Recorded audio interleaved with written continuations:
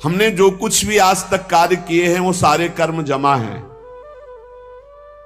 संग्रहित हैं, एकत्रित हैं भगवान की बैंक में।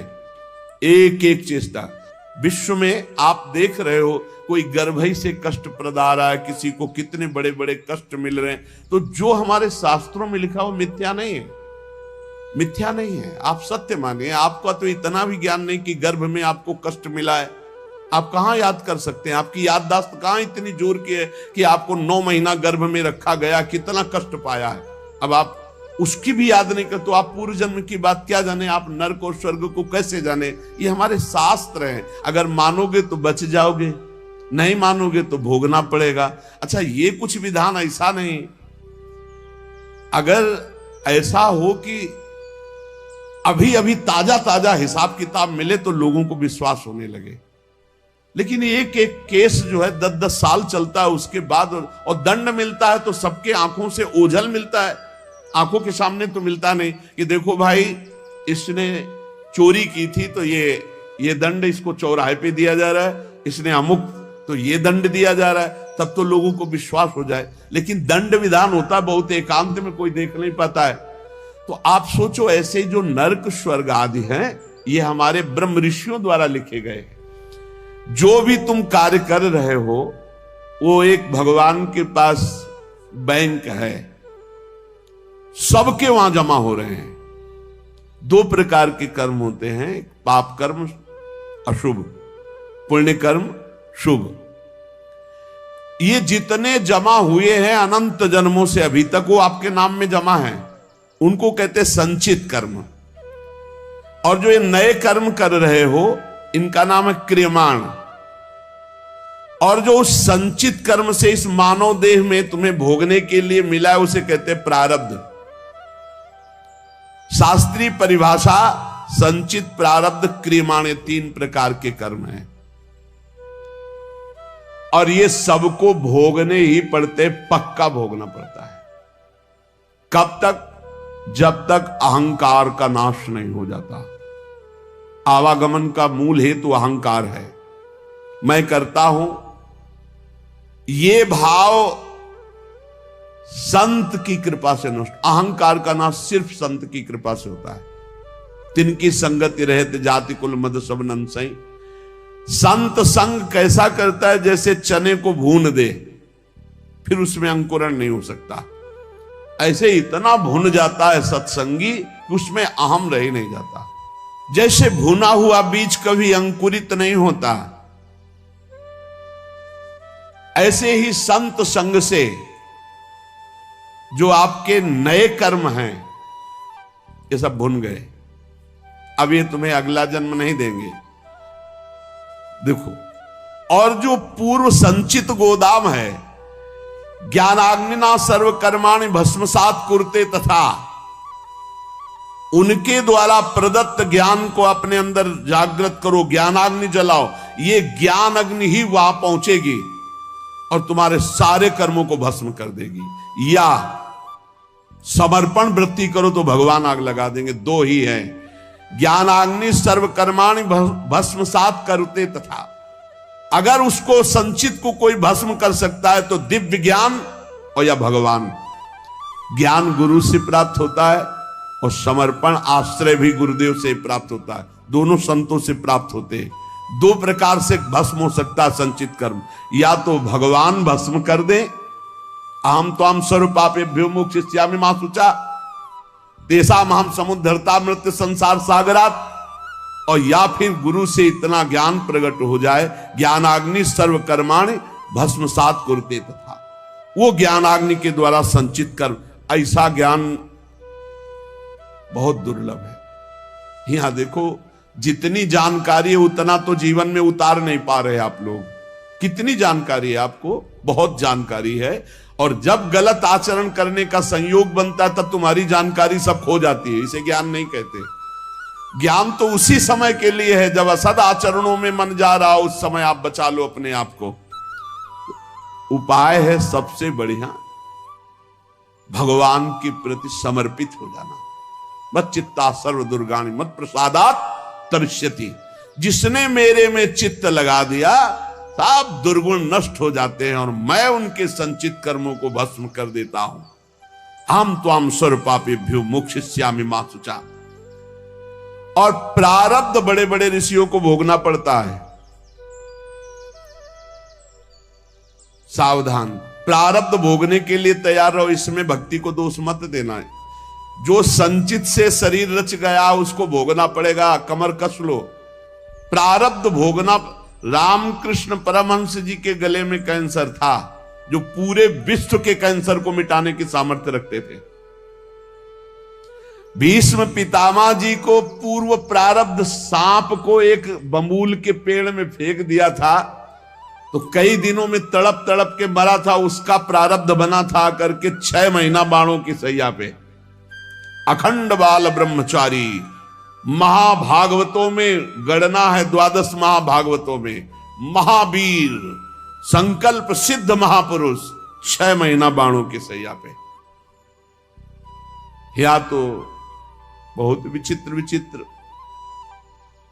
मत फंसो, बात सत्संग की सुनो। अवश्य प्रारब्ध भोगना पड़ता है। भागो मत किसी के पास कि हमें कोई जंतुर बना देगा, कोई आशीर्वाद दे देगा, किसी भी तरह से इस तरह से हम ठीक हो जाएंगे। ऐसा भाई नहीं है।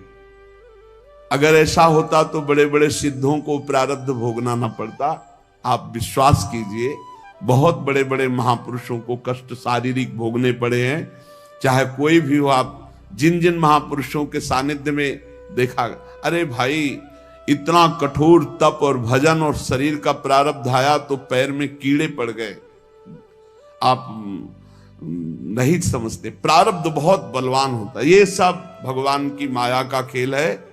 प्रारब्ध शरीर का बड़े बड़ों को भोगना पड़ता है, उसको मिटाने की चेष्टा न करके भजन करके सहते हुए भगवत प्राप्ति की तरफ चलो। इसीलिए आज तक बड़े बड़े महापुरुष, भाई जी सर्वज्ञ महापुरुष हो गए थे। सर्वज्ञ,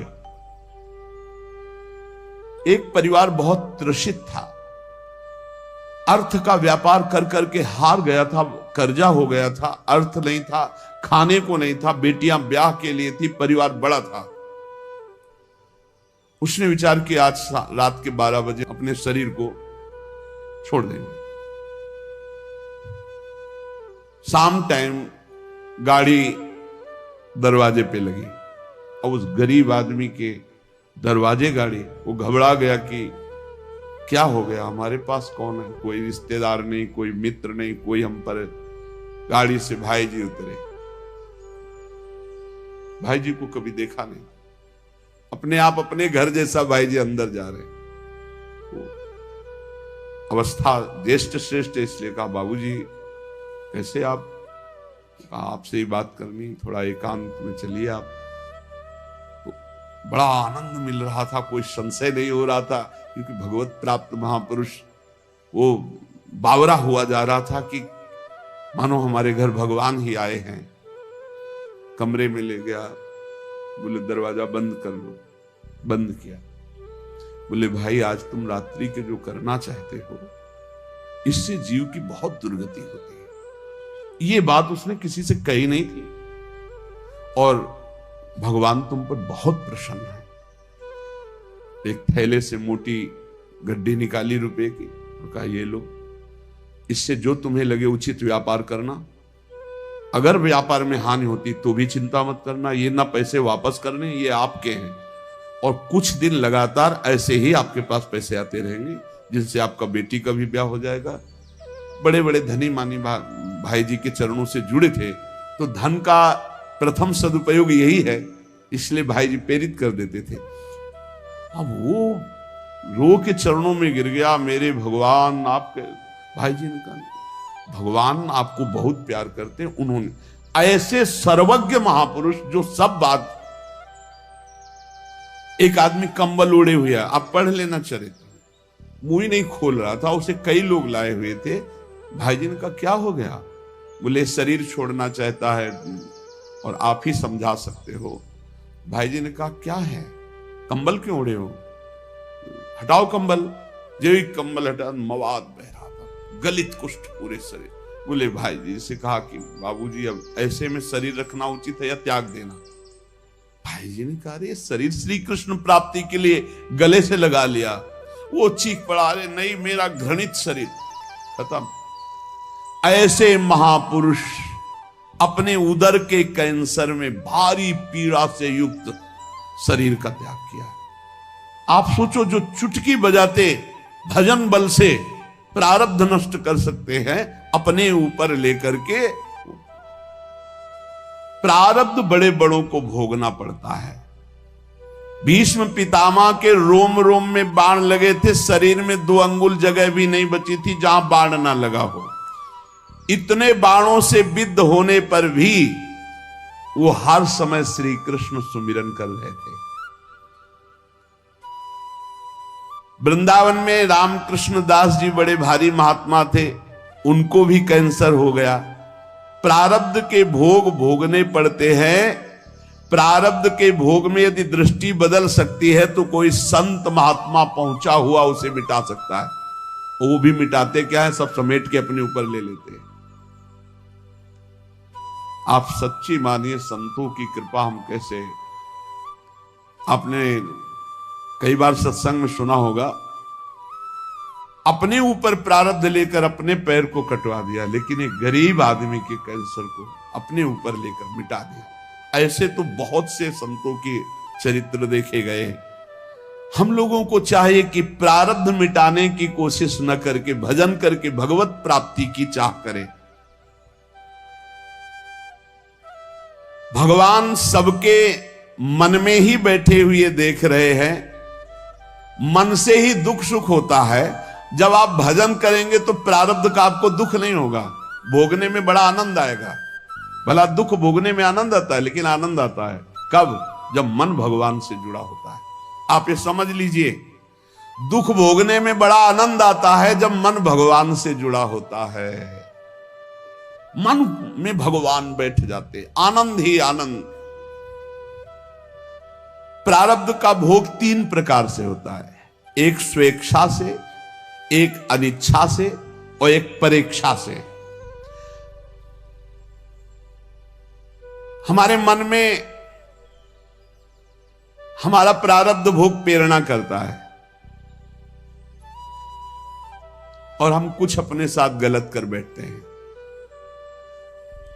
गलत चेष्टा, वो बहुत बुरा प्रारब्ध होता है। जैसे जल में छलांग लगा दी, पेड़ में लटक गए, आग में कूद गए, जहर खा लिया या कुछ ऐसा, ये बहुत बुरा प्रारब्ध होता है। इससे बचना असंभव सा है।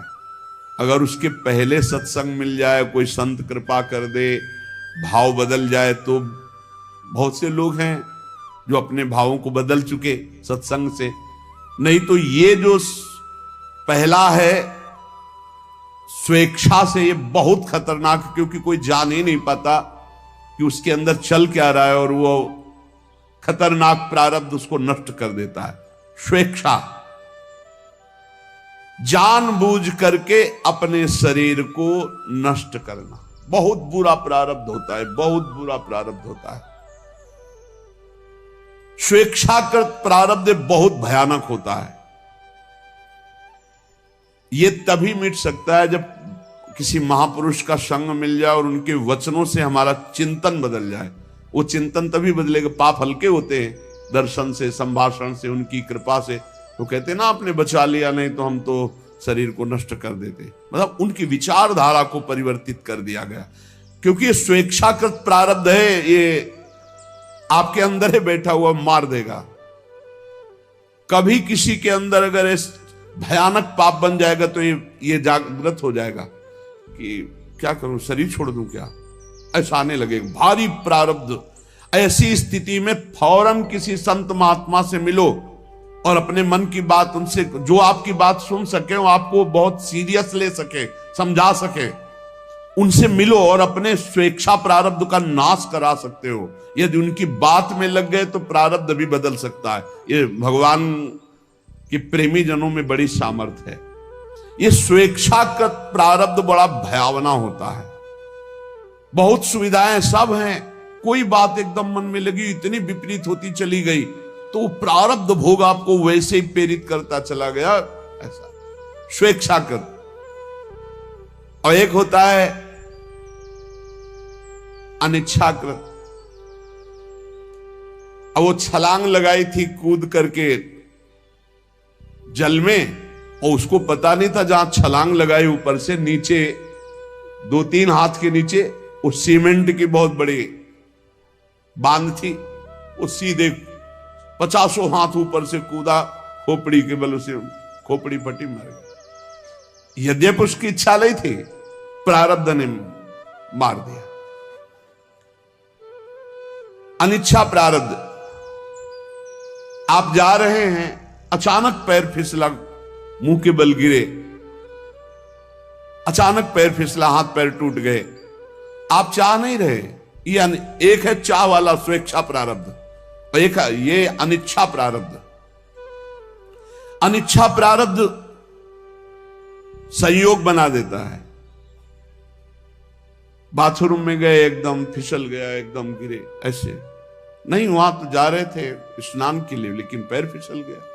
किसी कार्य के लिए, बड़े मंगल कार्य के लिए जा रहे, लेकिन अनिच्छा प्रारब्ध बहुत जोर का, ये भी होता है। प्रारब्ध तो प्रारब्ध है, अनिच्छा प्रारब्ध किसी की इच्छा नहीं, लेकिन संयोग आपके नष्ट करने का बन जाएगा, संयोग बन जाएगा। वो किसी व्यक्ति से भी हो सकता है। आप आराम से चले जा रहे हैं, उसको नींद आ गई और गाड़ी चढ़ा दी आप पे। उसकी ना इच्छा है ना आपकी इच्छा है, अनिच्छा प्रारब्ध। अब 1 मिनट पहले वहां से निकल जाते तो वो जो ऊपर की बालकनी थी उनके ऊपर न गिरती।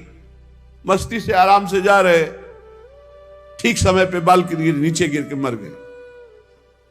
बैठे चाय पी रहे, पेपर पढ़ रहे, पीछे की दीवार गिर गई। अनिच्छा प्रारब्ध बहुत तरह का होता है। अनिच्छा प्रारब्ध को मिटाने के लिए भी भगवद आराधना, संत संग। कई बार आपसे प्रार्थना की है, अगर आप याद किए हो सत्संग में, कि आप जब अपने घर से निकले तो 5 महाभागवतों का नाम जरूर ले ले। बिल्कुल आपका हर प्रारब्ध संयमित हो जाएगा। आप ध्यान रखना, भक्ति भक्त भगवंत गुरु चतुर नाम बपु एक, इनके पद बंधन के नासत विघ्न अनेक।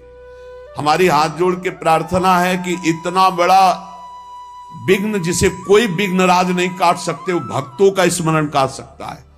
अजहू सोच विचार के गई भक्तन पद ओट, हरि कृपाल सब पाछली छमिहे तेरी खोट।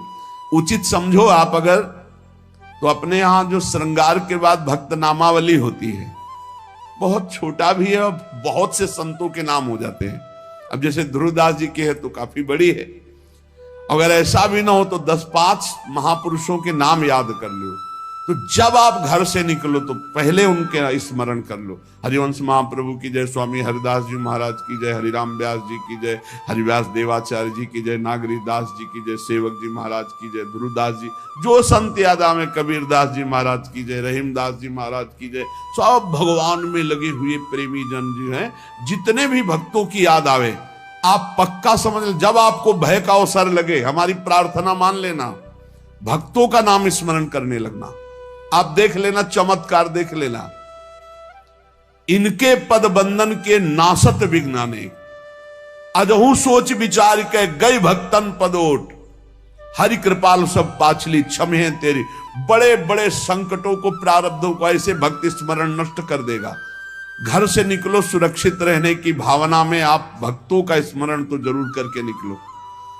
भगवान के स्मरण से भी जोरदार पावर भगवान के भक्तों के स्मरण में। ये बात तुम्हारी समझ में आ जाए तो बात है। हरि को पुकारो लाखों बार, और हरि के प्रेमी का एक बार नाम ले लो तो उतना काम बन जाएगा। भक्तमाल जी में लिखा है। यह अनुभव की बात कहते हैं और बड़े हृदय की बात है। अगर आपको पकड़ में आ जाए तो आ जाए। अनिच्छा प्रारब्ध बहुत भयानक होता है। स्वेच्छा प्रारब्ध तो कुसंग से होता है। जो सत्संग नहीं मिला है तो चलता रहता है, फिर वो निकृष्ट भावना। अनिच्छा प्रारब्ध आपकी इच्छा नहीं, सामने वाले की इच्छा नहीं, घटना भक्त चिंतन। जब घर से निकलो तो 5 भक्तों का कम से कम स्मरण। ये बिहारी जी के सामने हमको भक्तमाली जी ने बताया था। ऐसे बिहारी जी तो हमने उस दिन यही समझा कि बांके बिहारी जी हमें उपदेश कर रहे हैं। दर्शन हो रहे थे, पास में आके खड़े हुए बोले, बाबा दंडोत। बाबा अगर 5 भक्तों का रोज स्मरण कर ले तो 24 घंटा सुरक्षित रहेगा, उसमें कोई विघ्न नहीं आएगा। पकड़ा कि बिहारी जी बात कर रहे हैं, बिहारी जी हमें उपदेश दिला रहे हैं। देखो आंख खुलते ही गुरुदेव भगवान, आंख खुलते सबसे पहले गुरुदेव भगवान को नमन, फिर जो स्वाभाविक चिंतन चलता है, और फिर जे भी टहलने के लिए बस शुरू। प्रहलाद नारद पराशर पुंडरीक व्यास अम्बरीश सुख सौनक भीष्म दाल्व्यान रुक्मांगदा अर्जुन वशिष्ठ विभीषणादीन पुण्यानि मानि परम भागवतान स्मरामि वाल्मीकि सनकासन तरुर्व्यासो वशिष्ठो भृगुर जाबालिर जमदग्नि कच्छ जनको गर्गोंगिरा गौतमा मानधाता ऋतुपर्ण वैन्य सगुरो धन्यो दिलीपो नलहा पुण्यो धर्म सुतो ययाति नवसु कुर्वन्तु नो मंगल हमसो एन साधुन सो पंग। शुरू भक्तों का नाम पहले। मान लो, अगर ये बात मान लोगे तो जान जाओगे, जीत जाओगे। जिसने भक्तों की ओट ले ली, भगवान सर्व मंगल कर देते। हमारी प्रार्थना मान लेना। अरे कुछ नहीं याद है तो ऐसे तो बोल सकते हो, प्रहलाद जी की जय हो, नारद जी की जय हो, ध्रुव जी की जय हो, ऐसे तो बोल सकते हो। ज्यादा नहीं याद है तो अभी वर्तमान के संतों को, संतों में कोई छोटा बड़ा नहीं होता। शालिग्राम की बटिया सब बराबर होती, तुलसी जी का पौधा सब बराबर होता है, चाहे छोटा हो चाहे बड़ा हो। ऐसे भगवान के सब भक्त समान होते हैं। ये जो परेच्छा का प्रारब्ध है, ये आता है कि जैसे हमने पूर्व जन्म में किसी को अपमानित किया, गाली दी है, दुख दिया है, पाप कर्म, वो हमको आके बिना हमारे किसी उपद्रव के वो आके गाली देगा, वो हमारी निंदा करेगा, वो बेमतलब, हमारा उससे कोई मतलब नहीं, पर वो परीक्षा का प्रारब्ध है। इसे भोगना सीखे, इसे मिटाना ना चाहे। परीक्षा का प्रारब्ध, बेमतलब वो बैर कर लेगा, बेमतलब आपकी निंदा करेगा, बेमतलब अपराध, तो शांत भाव से सह जाओ, इसे सहना सीखो। दूसरे के द्वारा दिया हुआ जो हमको दंड है वो हमारा ही कर्म है, परीक्षा प्रारब्ध। वो पूर्व का कर्जा चुक रहा है। कभी किसी को कटु शब्द नहीं बोलना, कभी किसी से कोई मतलब नहीं है, लेकिन परीक्षा प्रारब्ध जब होगा तो निंदा होने लगेगी, वो मारने पर तुल जाएगा, वो आपको चोट पहुंचा सकता है, और आपसे कोई मतलब नहीं उससे, पर वो परीक्षा प्रारब्ध, इसे भोग लेना चाहिए। स्वेच्छा प्रारब्ध मिटाओ सत्संग के द्वारा, संत कृपा के द्वारा। अनिच्छा प्रारब्ध मिटाओ खूब भजन साधन अनुष्ठान करके, और परीक्षा प्रारब्ध को भोग लो, जो शरीर पे जैसे भी विधान आवे, और इसी जन्म में भगवत प्राप्ति कर ले। और हमें तो लगता है कि ना स्वेच्छा, ना अनेक्षा, ना परीक्षा, भगवत इच्छा में स्थित हो जाए, जोई जोई प्यारो करे सोई मोई भावे, तो सब खत्म हो गया। सच्ची मानिए, फिर ये दिमाग में नहीं आएगा कि हम इसका मंगल करें, क्योंकि ये तो प्रभु को समर्पित हो गया है। अब क्या मंगल करना? अब कोई इसका मंगल कर रहा है तो प्रभु का विधान है, हम राजी हैं उसी में जिसमें प्रभु हमारे राजी हैं। एक सज्जन इन प्रारब्ध की बातों को सुन करके कहा कि दुख आवे तो आशीर्वाद माने, भगवान का मंगल विधान माने, स्वरूप माने। ये तो हमारी बात समझ में नहीं आई। दुख आवे तो भगवान का मंगल, अरे भगवान इतने आनंद स्वरूप है, दुख काहे को देंगे? हम मंगल विधान भगवान का ही माने। तो ये ध्यान में रखने लायक बात है कि भगवान कृपा करके बहुत बड़े पाप को छोटे से मिटाने में, अपने जब हम भक्ति में लगते ना, बहुत बड़े पाप को छोटी घटना में मिटाते हैं, तो हम पर कृपा हुई ना। भगवान का मंगल विधान पर हम जानते नहीं हैं। 2 मित्र थे, आगे चलकर एक शराब पीने लगा, वैश्यागमन करने लगा, और धनी मानी घर का था, और एक गरीब घर का था। वो गंगा स्नान करना, नाम जप करना, धर्म पूर्वक चलना, ऐसा। बहुत वर्षों के बाद दोनों की मिलान हो रही थी। देखा कि वो दोस्त तो जब ऐसे देखा तो जो गंगा नहा के आ रहा था उसका पैर पड़ा खजूर के कांटे में, पूरा खजूर का कांटा, और वो राम राम कह के बैठ गया। वो नजदीक आया तो उसकी ठोकर लगी तो देखा मिट्टी हटी तो एक थैली मिली, उसमें देखा रत्न। तो देखा देख रे खूब गंगा नहाता है, सब करता है, देख खजूर का कांटा लगा, देख मौज मस्ती से रहता हूं, ये रत्नों की थैली मिली। चला गया वो। अब उसके मन में अविश्वास हो गया, देखो तो हम इतना जीवन में करते रहे, मेरे खजूर का कांटा लगा, मैं जानता हूं ये अपने दोस्त को, ये बेविचार करता है, गंदे आचरण करता है, इसको रत्नों की थैली मिली, यहाँ खाने की भी व्यवस्था नहीं, कराने लगा बड़ा खजूर का कांटा। जब किसी को जरा सा धर्मात्मा पुरुष को संशय, तो फिर भगवान स्वयं उसका निवारण करते हैं। तो भगवान एक संत के रूप में आए और कहा, अरे बेटा तुम्हारे कांटा लग गया क्या? तुम्हारे ऊपर तो भगवान की बड़ी कृपा है, हम देख रहे हैं। बोले बातें मत बनाओ, हमने देख लिया, हमारा दोस्त जीवन हो गया, शराब पीते, बेविचार करते, गंदे आचरण करते, उसको ठोकर लगी तो रत्नों की थैली मिली, और जब मैं उसको देख रहा था उस समय मुझे खजूर का कांटा लगा, और आप कह रहे हो भगवान की बड़ी ये कृपा है। तो उनका बेटा देखो, अब वो तो भगवान ही थे, अब दिखाया कि पूर्व जन्म में इसके इतने पुण्य थे कि इस समय राजा होता, लेकिन इसने पापाचरण करके सारे पुण्य छिन्न कर दिए। अब ये जो आखिरी पुण्य इसकी थैली है, ये जब रत्नों का भोग कर लेगा, बेच करके इनको खर्चा कर लेगा, तो सारे पुण्य इसके नष्ट हो जाएंगे। तो अब इस जन्म का पाप और पूर्व जन्म का पाप भारी दुर्गति को प्राप्त होगा।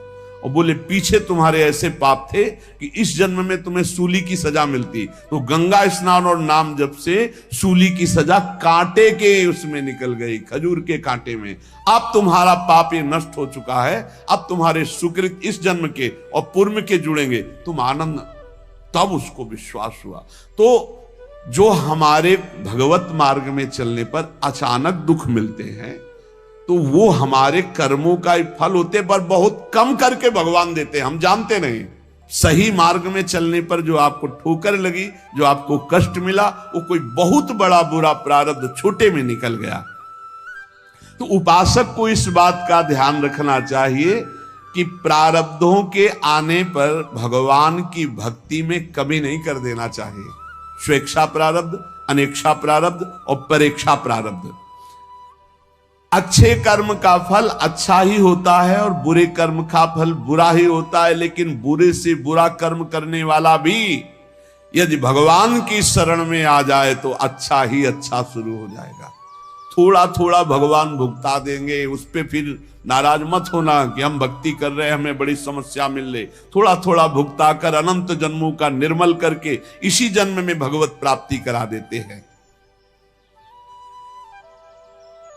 हमको कोई दुख नहीं दे सकता, दिमाग में बैठा लो। हमारा कर्म ही प्रारब्ध बन करके हमें कोई ना कोई दुख दिलाएगा, और वो बड़ा दुख हमारे पास छोटा होकर आएगा, क्योंकि हम भगवान की शरण में आएगा। तो देखो ऐसे भगवान दुख देते हैं। जैसे किसी के लड़के ने कोई अपराध कर दिया, अब पड़ोसी मारने के लिए उसे दौड़े, मां ने देखा, बड़ी चतुरता पूर्वक गई और हाथ पकड़ा और कहा, अरे दुष्ट, तुम्हें इतनी बार समझाओ, पूरा लंबा हाथ करके, और जब लगेगा पीठ में जाके आवाज भी होगी, लेकिन वो बहुत धीमे से होगा, हाथ लंबा होगा और गुस्सा बड़ी होगी। तो पड़ोसी कहने, अरे रहने दो बहन जी, रहने दो, आखिरकार बच्चा ही है। नहीं बच्चा क्या है, फिर ऐसे वो ऐसा भगवान पिटाई करते हैं। इसीलिए कह रहे कि हमको कोई दुख नहीं दे सकता, हमारा प्रारब्ध आएगा, पर प्रारब्ध बहुत बड़ा रूप लेके आएगा और भोगना बहुत कम पड़ेगा। ये भगवान की शरणागति से बहुत कम भोगना पड़ रहा है, बहुत कम। कैसे तुम्हें बताएं? हम यदि किसी की बुराई करेंगे, किसी को नीचा दिखाने की कोशिश करेंगे, वो हम अपने लिए कुआं खोद रहे हैं। और अगर हम सही मार्ग में चल रहे हैं, फिर हमें कष्ट मिल रहा है, तो हमारा पूर्व का प्रारब्ध है, हमें चुपचाप सह लेना चाहिए। हम किसी को दुख नहीं पहुंचा सकते, ये हम नियम लें, और फिर किसी को दुख पहुंच जाता है तो उसका प्रारब्ध है। ध्यान दीजिए, अपने जीवन में हम किसी को दुख नहीं पहुंचाना चाहते, अब अचानक किसी को दुख पहुंच जाता है हमारी चेष्टा से, हमारे उससे, हम नहीं पहुंचाना चाहते, ये उसका प्रारब्ध है। दुख पहुंचाने की हमारे अंदर ना इच्छा है, ना संकल्प है, ना चेष्टा है, और किसी को दुख पहुंच जाता है। कई ऐसी बातें होती जो हम नहीं चाहते पर दूसरे को कष्ट हो जाता है। अतएव जब हमको कोई दुख पहुंचावे तो हमको भी रोष नहीं करना, हमें मानना है कि इसका जो चेष्टा हुई वो मेरा प्रारब्ध ने करवाई चेष्टा। जब कोई दूसरे के द्वारा किए हुए प्रतिकूल व्यवहार से प्रतिकूल व्यवहार करता है तो नया कर्म बन करके वो भोगने के लिए तैयार हो जाता है। इसलिए उपासक नया कर्म तो बुरा करे ना, और जो हमारे साथ बुरा करे उसे निपटा लो, सह लो चुपचाप, और भगवान की शरण में हो। प्रारब्ध अवश्य भोगना पड़ता है, बहुत कम करके भोगना होगा। तो ये प्रश्न बंद कर दो करना कि भगवान की भक्ति में हमको दुख क्यों मिल रहा है। तुम्हारे ही कर्मों को बहुत कम करके भगवान भुगता रहे। निरंतर नाम जप करो, भगवान से पुकार करो। संत संग से मल विक्षेप आवरण का नाश हो जाता है। संत संग से भगवान पर जो अपनापन होता है, तो भगवान अपनेपन से रीछ कर योग माया का आवरण हटा देते, तो चराचर जगत श्याम में भगवत स्वरूप में दिखाई देने लगता है। भक्ति की सिद्धि यही है कि जित देखो तित श्याममयी, जिधर देखे अपना प्रभु दिखाई दे। वास्तविक प्रभु ही हैं। हम बहुत सावधानी से भजन करके ये स्थिति प्राप्त करें। शेष चर्चा आगे। श्री राधा वल्लभ लाल की जय।